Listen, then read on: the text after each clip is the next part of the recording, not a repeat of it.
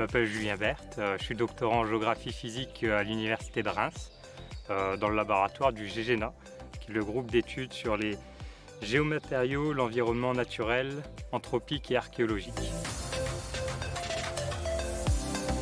Ici au Faux-de-Verzy, on étudie tout le patrimoine, on va dire archéologique, et qui sont les fosses d'extraction ici tout en haut du plateau, et les glissements de terrain, puis les gouffres. En fait, l'étude que je mène, c'est une étude de géographie, donc ça passe par le prisme de l'hydrologie, c'est-à-dire que j'étudie comment l'hydrosystème a évolué depuis 1 million d'années.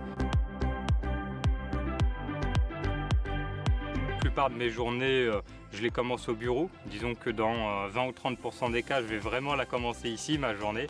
Par contre, la plupart du temps, je la commence au bureau. J'étudie une image qui présente le relief du sol. Donc c'est une image qui était prise depuis un avion et qui regarde comment le sol est, sa topographie.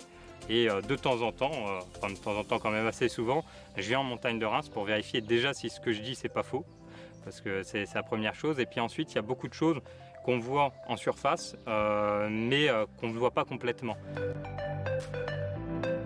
Initialement, c'était parce que j'ai un frère jumeau qui l'a fait l'an passé à Strasbourg, et il m'a dit « Ah, c'était une super expérience, tu devrais le faire ». Il m'a motivé, et puis je me suis dit « Ah, bah, ça va lui faire plaisir », alors du coup je l'ai fait. Et puis après, il y avait aussi tout l'aspect, on va dire, s'exprimer en public, qui n'est pas forcément quelque chose de facile à faire. C'est un bon exercice de vulgarisation.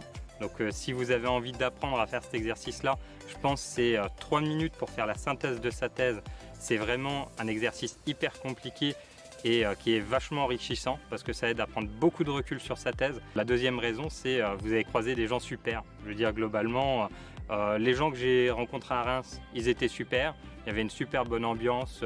Il n'y avait pas de... On aurait pu... Moi, je me suis dit avant d'y aller, va peut-être y avoir un esprit un peu concours. Les gens vont être là, se regarder un peu comme ça, quoi. Mais en réalité, pas du tout. À Reims, les gens étaient super sympas. J'ai bien rigolé avec des doctorants. C'était vraiment l'occasion de rencontrer plein de gens. Et puis après, là, j'ai eu la chance d'aller en demi-finale nationale. Il y avait 58 doctorants.